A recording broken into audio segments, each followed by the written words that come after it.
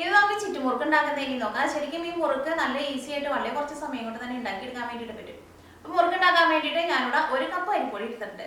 ഞാനിവിടെ കടയിൽ നിന്ന് റെഡിമെയ്ഡ് ആയിട്ട് വാങ്ങുന്ന അരിപ്പൊടിയാണ് എടുത്തേക്കുന്നത്. അല്ലെങ്കിൽ ഇപ്പോൾ സാധാരണ നിങ്ങൾ വീട്ടിലേക്ക് പുട്ടുണ്ടാക്കാൻ എടുക്കണ അരിപ്പൊടി അല്ലെങ്കിൽ പത്തിരി ഉണ്ടാക്കാൻ എടുക്കണ അരിപ്പൊടി ആയിരുന്നാലും കുഴപ്പമൊന്നുമില്ല. പക്ഷെ പൊടി എടുക്കുമ്പോൾ ഒട്ടും തരിയില്ലാത്ത പൊടിയായിരിക്കണം. കാരണം ഇത് നമ്മൾ സേവനാഴിയിൽ ഇട്ടിട്ട് നൂലപ്പത്തിൻ്റെ ചെറിയ ഓട്ടയുള്ള അച്ചിട്ട് ഇട്ടിട്ട് ചിറ്റിച്ചിട്ട് എടുക്കുക. അപ്പോൾ തരിയില്ലാത്ത പൊടി വേണം എടുക്കാൻ വേണ്ടിയിട്ട്. അപ്പോൾ ഞാനിവിടെ 1 കപ്പ് അരിപ്പൊടി എടുത്ത് കഴിഞ്ഞപ്പോൾ ഇതിലേക്ക് 1/4 കപ്പ് കടലപ്പൊടി എടുത്തിട്ടുണ്ട്.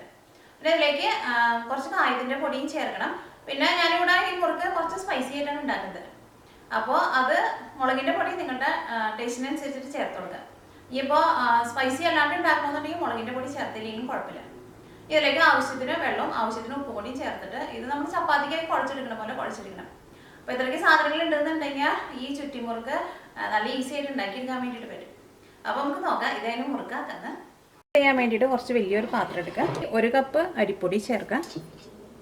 അരിപ്പൊടി എടുക്കുമ്പോൾ ഒട്ടും തരിയില്ലാത്ത അരിപ്പൊടി വേണം എടുക്കാൻ വേണ്ടിയിട്ട്. തരിയുള്ള പൊടിയാണെന്നുണ്ടെങ്കിൽ അരിച്ചിട്ട് എടുക്കുക. ഇതിലേക്ക് 1/4 കപ്പ് കടലപ്പൊടി ചേർക്കാം. ഇതിലേക്ക് ആവശ്യത്തിന് ഉപ്പ് ചേർക്കാം. കായത്തിൻ്റെ പൊടി ചേർക്കാം. കായത്തിൻ്റെ പൊടി ഞാനിവിടെ 1/4 ടീസ്പൂണാണ് ചേർക്കുന്നത്. അല്ലെങ്കിൽ നിങ്ങളുടെ ടേസ്റ്റിനനുസരിച്ചിട്ട് ചേർത്ത് കൊടുക്കുക. ഇനി നിങ്ങൾക്കിപ്പോൾ കായത്തിൻ്റെ ടേസ്റ്റ് ഇഷ്ടമില്ല എന്നുണ്ടെങ്കിൽ കായത്തിൻ്റെ പൊടി ചേർത്തില്ലെങ്കിലും കുഴപ്പമില്ല. ഇതിലേക്ക് മുളകിൻ്റെ പൊടി ചേർക്കാം. അത് നിങ്ങളുടെ എരിവിനനുസരിച്ചിട്ട് ചേർക്കുക. കാരണം ചില മുളകിൻ്റെ പൊടിക്ക് അത്യാവശ്യം നല്ല എരിവുണ്ടാവും, ചില മുളകിൻ്റെ പൊടിക്ക് എരിവ് വളരെ കുറവായിരിക്കും. അപ്പോൾ അതനുസരിച്ചിട്ട് നിങ്ങളുടെ ടേസ്റ്റിനനുസരിച്ചിട്ട് മുളകിൻ്റെ പൊടി ചേർക്കാം.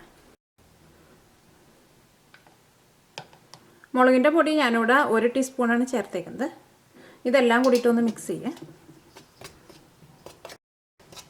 ഇനി നിങ്ങൾക്ക് നല്ല സ്പൈസി ആയിട്ട് വേണമെന്നുണ്ടെങ്കിൽ നിങ്ങൾ അതനുസരിച്ചിട്ട് മുളകിൻ്റെ പൊടി കൂടുതൽ ചേർക്കുക. ഇതിലേക്ക് ആവശ്യത്തിന് വെള്ളം ഒഴിച്ചിട്ട് ഇത് നന്നായിട്ടൊന്ന് കുഴച്ചിട്ട് എടുക്കുക. ഇത് നമ്മൾ ചപ്പാത്തിക്കേക്ക് കുഴച്ചെടുക്കണ പോലെ കുഴച്ചെടുക്കണം. അപ്പോൾ ഇത് കുഴച്ചിട്ട് എടുക്കുമ്പോൾ അപ്പോൾ നിങ്ങളുടെ ടാപ്പിൽ വരുന്ന വെള്ളം നല്ല തണുത്ത വെള്ളമാണെന്നുണ്ടെങ്കിൽ വെള്ളം പതുക്കെ ഒന്ന് ചൂടാക്കിയിട്ട് കുഴച്ചിട്ട് എടുക്കുക. അല്ലെങ്കിൽ സാധാരണ നമ്മുടെ നാട്ടിലെ ടാപ്പിൽ വരുന്ന സാധാരണ വെള്ളമൊക്കെ ആണെന്നുണ്ടെങ്കിൽ ചൂടാക്കേണ്ട ആവശ്യമില്ല. ഇത് കയ്യിലെല്ലാം കൂടിയിട്ട് ഇങ്ങനെ കുഴച്ചിട്ട് ഇങ്ങനെ ഉരുട്ടിയെടുക്കാൻ വേണ്ടിയിട്ട് പറ്റണം. അപ്പോൾ ഇത് കറക്റ്റ് പാകമായിട്ടില്ല. ഇതിലേക്ക് കുറച്ചും കൂടി വെള്ളം ചേർക്കാം. ഇപ്പോൾ പൊടി ഞാനിവിടെ ഇതേപോലെ ഇങ്ങനെ കുഴച്ചെടുത്തിട്ടുണ്ട്. ഇങ്ങനെ കുഴച്ചെടുത്ത് കഴിഞ്ഞ് കഴിയുമ്പോൾ ഇത് പാത്രത്തിൽ ഒട്ടും ഒട്ടി പിടിക്കുകയും ചെയ്യരുത്. ഇതേപോലെ നല്ല ഉരുളായിട്ട് ഉരുട്ടിയെടുക്കാനും പറ്റണം. ഇനി ഇത് സേവനാഴിയിലിട്ടിട്ട് ചിറ്റിച്ചിട്ട് എടുക്കുക. അതിന് വേണ്ടിയിട്ട് ഞാനിവിടെ ഇതേപോലത്തെ നൂലപ്പം ഉണ്ടാക്കണ ഇതേപോലത്തെ ചെറിയ ഹോളുള്ള അച്ഛൻ എടുത്തേക്കുന്നത്. ഞാനിവിടെ എല്ലാ മാവും ഒറ്റ ട്രിപ്പിൽ നിറച്ചിട്ടുണ്ട്. അതെന്തോരം നിറയ്ക്കാൻ പറ്റുമോ അത്രയ്ക്ക് നന്നായിട്ട് നിറയ്ക്കാം. അപ്പോൾ ഏത് നേരം തുറക്കേണ്ട വരില്ല. ഇനി ഞാനിതിവിടെ അലുമിനിയം ഫോയിലാണ് ഇത് ചിറ്റിച്ചിട്ട് ഇടാൻ വേണ്ടിയിട്ട് പോണത്. അപ്പോൾ നിങ്ങളുടെ അടുത്ത് വാഴരി ഉണ്ടെന്നുണ്ടെങ്കിൽ വാഴരിയിൽ ചിറ്റിച്ചിട്ട് എടുക്കുക. ഇനി ഇതേപോലത്തെ അലുമിനിയം ഫോയിൽ ഇല്ലയെന്നുണ്ടെങ്കിൽ പ്ലാസ്റ്റിക് റാപ്പറിൻ്റെ മുകളിൽ ചിറ്റിച്ചിട്ട് എടുത്താലും മതി. എന്തെങ്കിലും മുകളിൽ ചിറ്റിച്ച് വെക്കാം. എന്നാൽ മാത്രമേ നമുക്കത് ഓയിലിലേക്ക് ഇടുമ്പോൾ അത് കയ്യിലെടുക്കാൻ വേണ്ടിയിട്ട് എളുപ്പമുണ്ടാവുള്ളൂ. ഇതേപോലെ ഇങ്ങനെ ചിറ്റിച്ചിട്ടിടുക.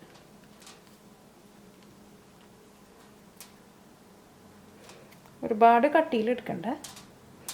അതേപോലെ ഒന്ന് ചിറ്റിച്ച് കഴിഞ്ഞ് കഴിയുമ്പോൾ എന്ത് ചെയ്യണമെന്ന് വെച്ചിട്ടുണ്ടെങ്കിൽ ഇതിൻ്റെ സെൻറ്ററിൽ ഒരു ഹോൾ ഇട്ട് കൊടുക്കുക. ഇതേപോലെ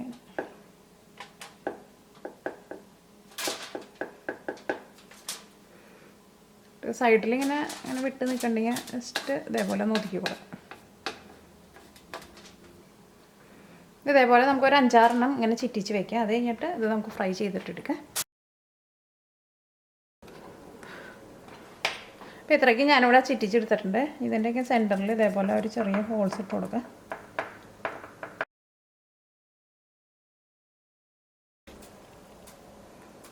ഇനി ഇത് ഫ്രൈ ചെയ്തെടുക്കുക. ഇത് ചൂടായ ഓയിലിലേക്ക് ഇടാൻ വേണ്ടിയിട്ട് ഇതേപോലെ ഇങ്ങനെ ഒരു സൈഡിൽ നിന്ന് ഇതേപോലെ ഇങ്ങനെ പതുക്കൊന്ന് ചെരിച്ച് കൊടുത്തിട്ട് കൈ ഇങ്ങനെ വെച്ചിട്ട് കയ്യിലേക്ക് ഇങ്ങനെ എടുത്താൽ മതി.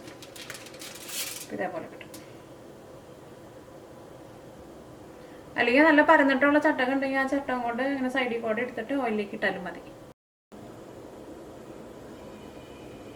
അപ്പോൾ ഓയിൽ നന്നായിട്ട് ചൂടായിട്ടുണ്ട്. ഓയിൽ നന്നായിട്ട് ചൂടായി കഴിഞ്ഞിട്ട് വേണം ഇതിലേക്ക് ഇടാൻ വേണ്ടിയിട്ട്.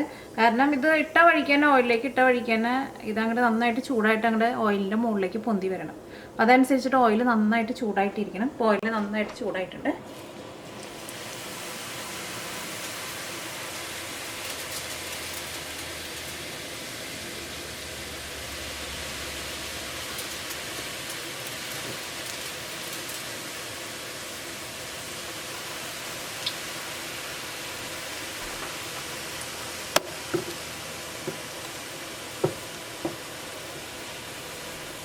ഓയിലിലേക്ക് ഇട്ട വഴിക്കാൻ ഇത് നന്നായിട്ട് ഇങ്ങനെ പൊന്തി വരും. പൊന്തി വന്നു കഴിഞ്ഞിട്ടുണ്ടെങ്കിൽ പിന്നെ ഒരു മിനിറ്റിനുള്ളിൽ ഇത് നമുക്ക് നന്നായിട്ട് മുരിഞ്ഞ് കിട്ടും.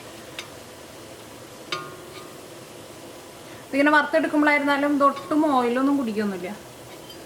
നല്ല ഈസി ആയിട്ട് വളരെ കുറച്ച് സമയം കൊണ്ട് തന്നെ നല്ല ഈസി ആയിട്ട് ഇത് വറുത്തെടുക്കാനും പറ്റും.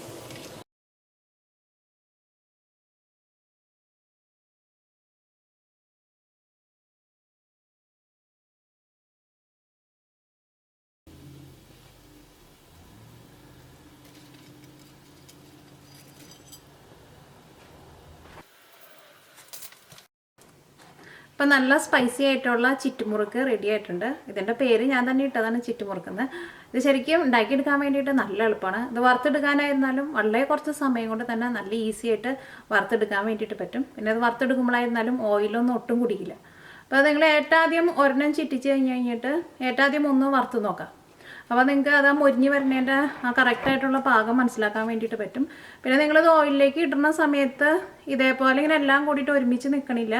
എല്ലാവരും ഇങ്ങനെ സെപ്പറേറ്റായിട്ട് പോകണുണ്ടെന്നുണ്ടെങ്കിൽ അതെന്തുകൊണ്ടാണെന്ന് വെച്ചിട്ടുണ്ടെങ്കിൽ നമ്മളെ പൊടി കുഴച്ചെടുത്തതിൽ വെള്ളത്തിൻ്റെ നനവ് കുറവുണ്ടെന്നുണ്ടെങ്കിൽ അത് നമ്മൾ ഓയിലിലേക്ക് ഇടുന്ന സമയത്ത് ഇതെല്ലാം അങ്ങോട്ട് സെപ്പറേറ്റായിട്ട് പോകും.